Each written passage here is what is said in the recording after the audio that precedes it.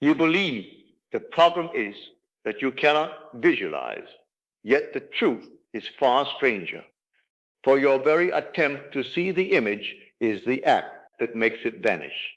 You strain to picture the end. You press the mind to form a scene, and the harder you try, the dimmer it becomes.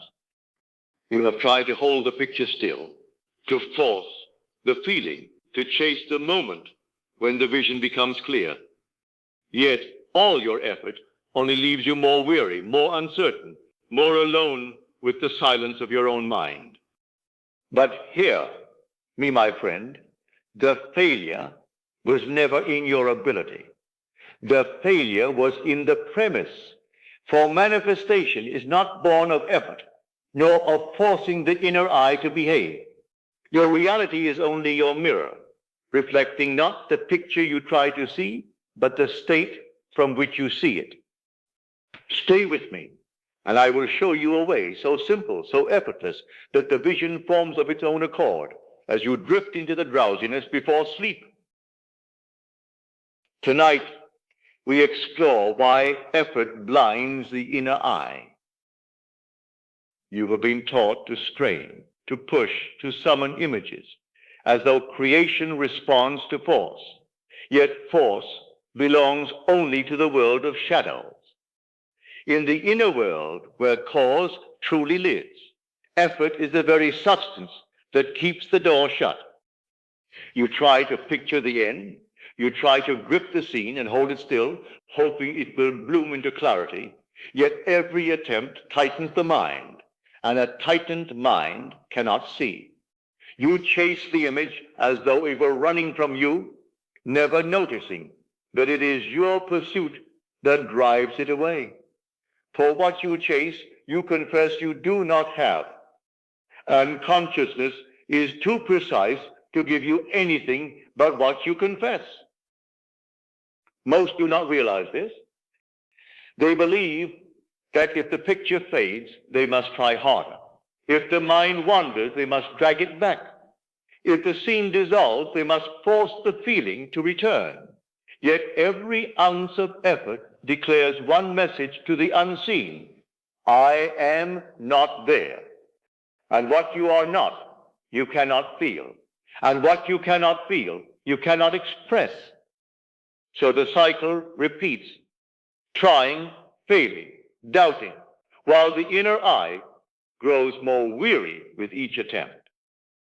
You may not call it effort, but the anxiety that rises when the image slips away, the disappointment when the feeling does not come, the tension in your brow as you attempt to focus, all of these are forms of inner strain. And strain is the confession of separation. But the truth is gentler than you have ever allowed yourself to believe. The imagination does not respond to pressure. It responds to ease. It opens not to the one who commands, but to the one who sinks. It reveals itself not to the willful, but to the restful. When you cease forcing the picture and simply let the mind grow quiet, you enter the very state where the imaginal act becomes effortless. In that stillness, the scene forms of its own accord, and the feeling of fulfillment rises not by effort, but by remembrance. The lullaby is not the usual form of state akin to sleep. Many attempt.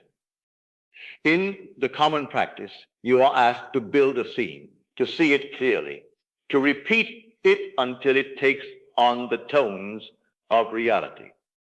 But many of you have tried this and found only strain. You cannot hold the picture. The scene slips away.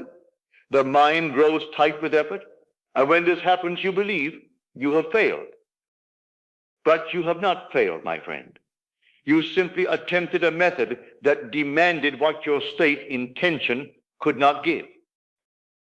The lullaby requires no picture at all.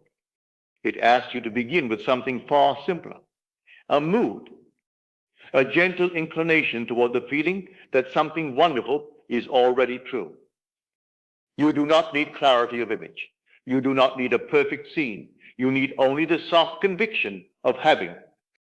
All can feel, even if not all can visualize. This is why I give you this gentler road. It is for the one whose mind resists images, for the one who has tried to see and found only frustration, for the one who tightens the moment he attempts to picture the end. The lullaby bypasses all effort of the senses. It lets the body drift towards sleep, and in that drifting, the feeling of fulfillment arises naturally without force. Isn't it wonderful? It's not a phrase to excite emotion. It is a doorway. When you say it within, you are not commanding the unseen. You are allowing yourself to settle into the atmosphere of completion. The phrase itself soothes the mind. It softens the grip of effort.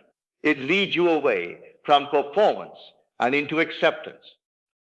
And when the body grows drowsy, the mind loosens. The rational voice grows quiet. This is the moment in which the lullaby works most faithfully. For here, you do not need a scene. You only need a tone. A quiet inward yes. A soft recognition that the end has already been reached. Let the feeling hover in you like a faint warmth. Do not attempt to sharpen it. Do not attempt to hold it. Let it rest lightly upon you, the way night rests upon the earth.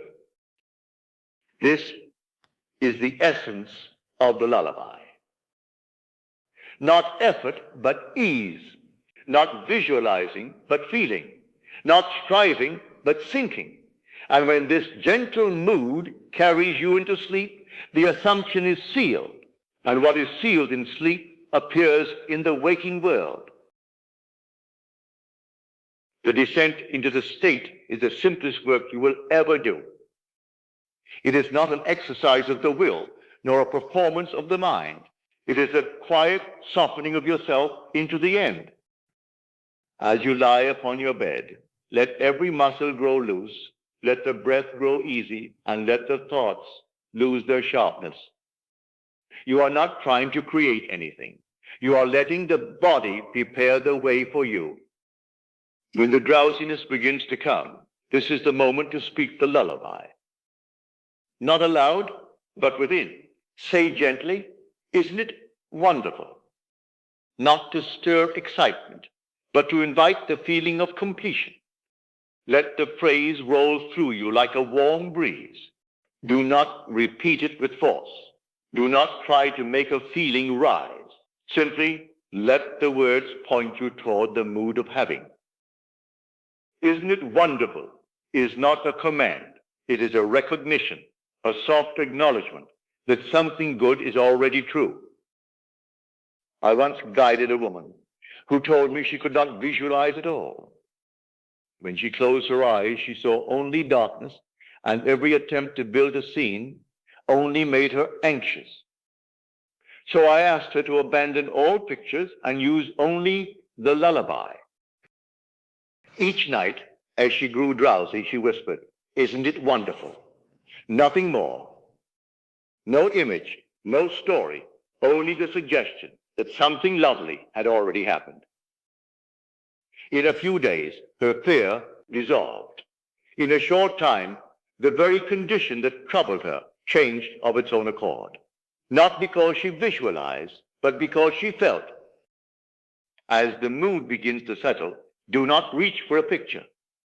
If a scene appears on its own, let it remain soft and unsharpened. If nothing appears, allow the feeling alone to be enough. The descent is not about seeing, it is about sinking. A gentle sinking into the version of yourself who already lives in the end.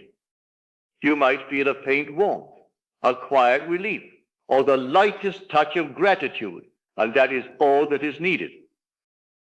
Do not try to hold it. Do not try to control it. Let it hover within you like a dim glow. If the mind wanders, bring it back with a single whisper. Isn't it wonderful? Let this phrase be the bridge between waking and sleep. Let it carry you. Let it soothe you. Let it calm the last movements of effort. And when the body finally surrenders to sleep, the feeling you fall asleep in becomes the seed planted in the deepest soil of consciousness.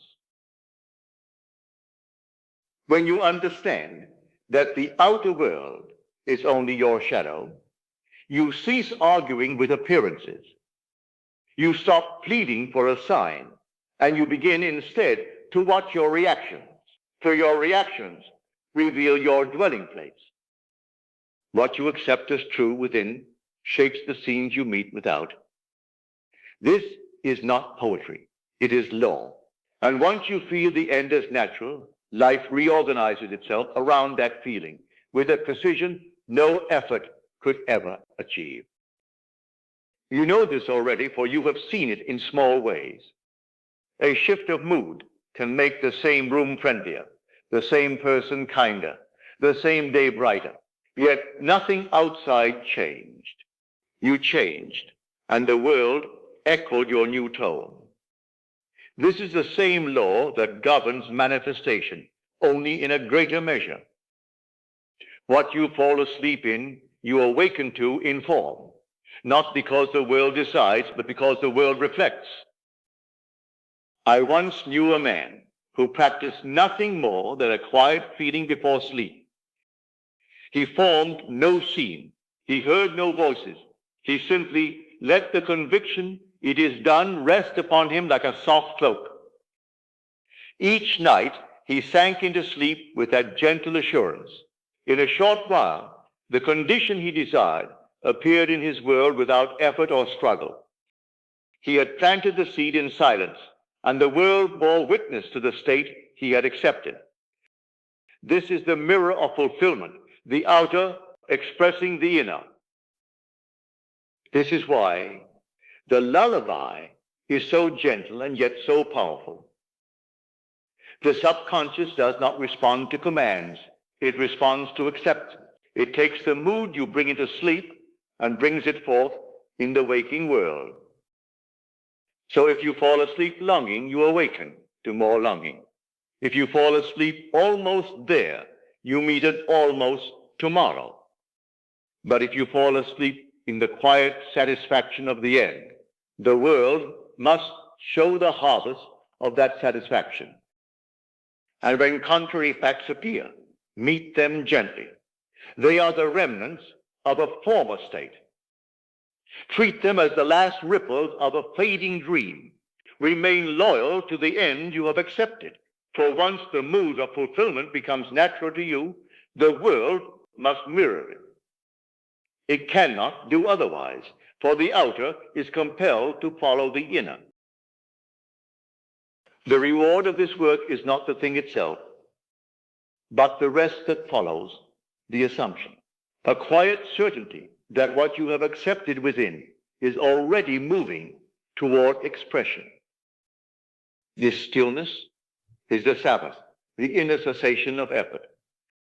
When you enter it, you do not check for signs. You do not question the unseen. You do not strain to make anything happen. You abide in the end, and the end takes care of itself. You may still see nothing on the outside, yet within, something has shifted. The old tension is gone. The old longing has softened.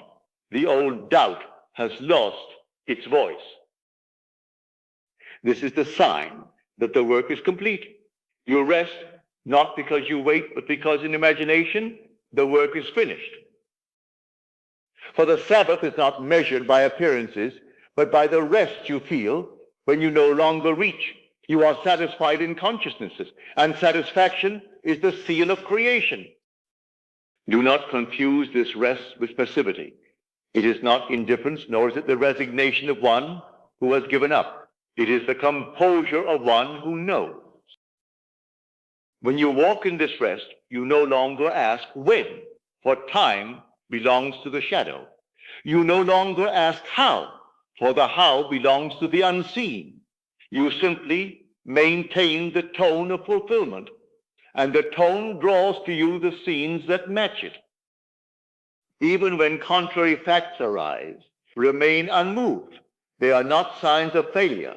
They are the remnants of a former state. Treat them gently as you would treat the last ripples of a fading dream. If you react with fear, you re-enter the old state. But if you hold to the quiet certainty of the end, the shadows must shift. They have no life of their own. They take their shape from you. So, walk the days ahead with this inner stillness. Let the feeling you carried into sleep accompany you into waking. Let the tone of completion be your secret center. And when doubt whispers, answer it with the mood you planted in the depths. For what you assume in the silence of night becomes the pattern of the day. Now, let us go into the silence.